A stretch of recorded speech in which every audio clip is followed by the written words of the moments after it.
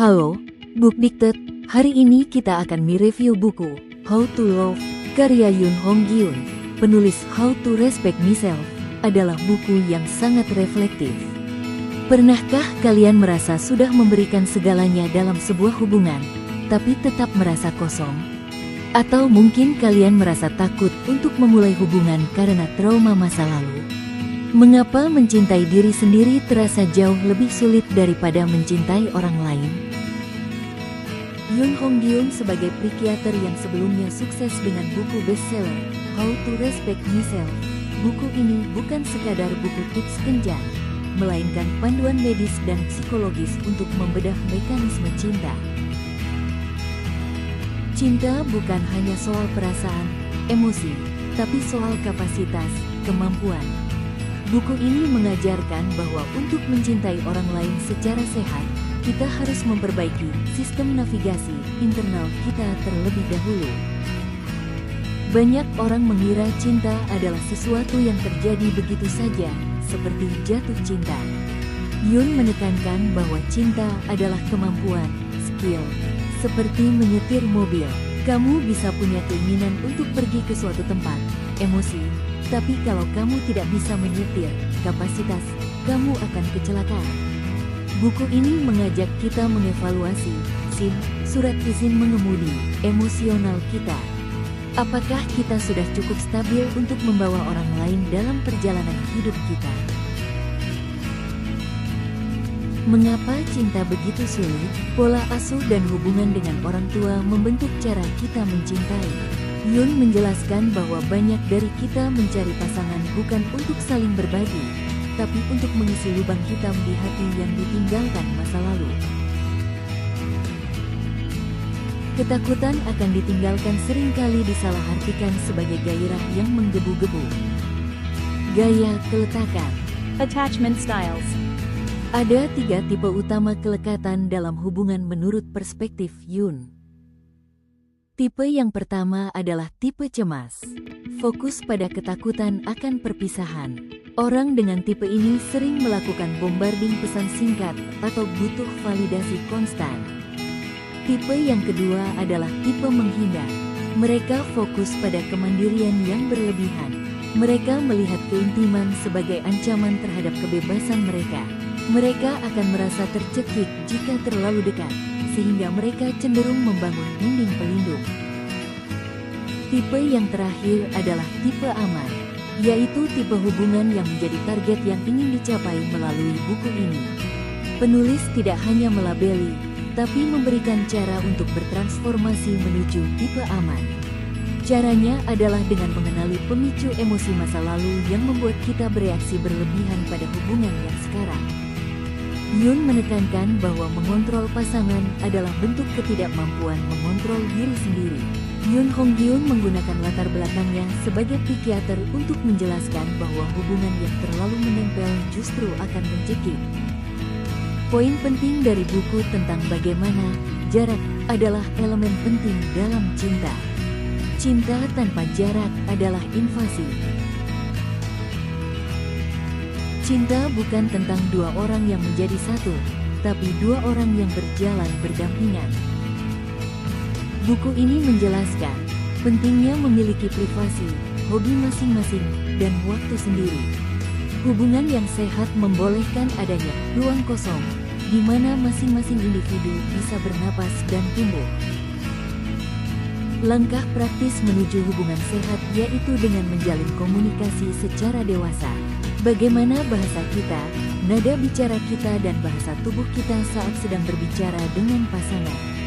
Usahakan kita mendengarkan bukan hanya untuk menjawab pasangan, tetapi untuk memahami dan merespon pasangan.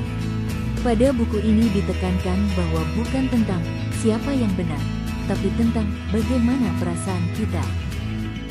Jika emosi sudah meluap atau banjir emosi, Yoon menyarankan untuk mengambil jeda daripada memaksakan bicara yang berujung pada kata-kata kasar yang disesali.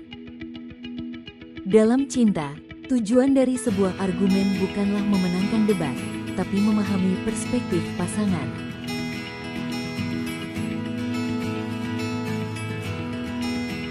Seni mencintai diri sendiri. Menurut Yun, mencintai diri sendiri adalah mengakui kelemahan kita tanpa menghakimi diri sendiri. Mencintai diri sendiri bukan berarti memanjakan diri dengan belanja, tapi berani memaafkan kesalahan masa lalu. Mencintai diri sendiri menentukan kelihayan kita untuk mencari cara menghadapi rasa cemburu, marah, dan rendah diri. Buku ini memberikan latihan praktis untuk berhenti menyalahkan diri sendiri saat hubungan gagal. Kita tidak bisa memberikan air dari gelas yang kosong. Sebelum mencintai orang lain, gelas emosi kita harus penuh terlebih dahulu melalui hobi, karir, dan penerimaan diri.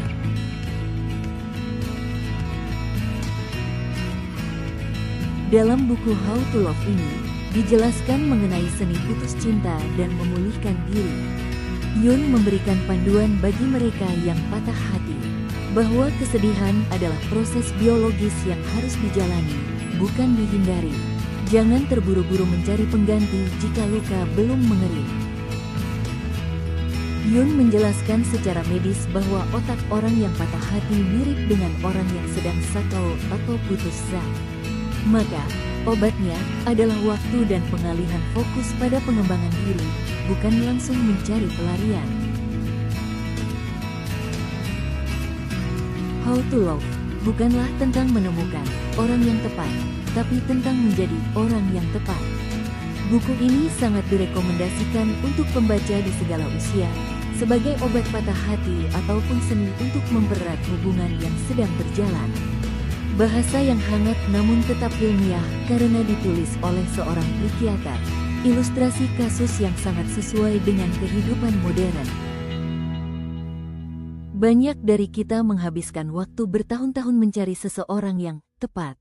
Seseorang yang bisa menyembuhkan luka kita, seseorang yang bisa mengerti tanpa kita bicara, atau seseorang yang bisa membuat kita merasa berharga. Tapi melalui buku ini, Dr. Yoon Hong Gyun membisikkan sebuah kebenaran yang mungkin sedikit menyakitkan, namun membebaskan. Cinta bukanlah sebuah pencarian harta karun di luar sana, melainkan sebuah proyek pembangunan di dalam sini. Pernahkah kalian merasa lelah karena terus-menerus mencoba menyenangkan orang lain hanya agar mereka tidak pergi? Itu bukan cinta, itu adalah kecemasan yang menyamar. Atau mungkin kalian sering menarik diri saat seseorang mulai terlalu dekat karena takut disakiti. Itu pun bukan kemandirian, itu adalah mekanisme pertahanan diri yang sudah usang. Dr. Yoon mengajarkan bahwa kapasitas kita untuk mencintai orang lain sangat bergantung pada seberapa luas ruang yang kita berikan untuk mencintai diri sendiri. Bukan mencintai diri yang narsis, tapi mencintai diri yang cacat, diri yang pernah gagal, diri yang punya trauma masa kecil, dan diri yang sering merasa tidak cukup baik. Jika hati kita ibarat sebuah rumah, jangan mengundang orang lain masuk jika lantainya masih penuh pecahan kaca yang tajam.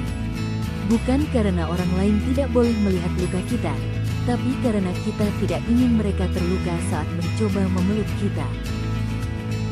Pada akhirnya, belajar mencintai menurut buku ini adalah tentang keberanian untuk menjadi dewasa. Berani menetapkan batasan, berani berkata tidak, dan yang paling penting, berani untuk tetap utuh meskipun hubungan itu harus berakhir. Sebab, hubungan yang paling abadi yang akan kamu miliki seumur hidupmu bukanlah dengan pasanganmu, melainkan dengan dirimu sendiri. Jika kamu sudah bisa berteman baik dengan dirimu sendiri, maka siapapun yang datang dalam hidupmu hanyalah pelengkap kebahagiaan, bukan penentu kebahagiaanmu. Mencintai adalah keterampilan yang bisa dipelajari. Jangan menyerah pada cinta hanya karena kamu pernah terluka. Bacalah buku ini, dan mulailah berdamai dengan dirimu sendiri.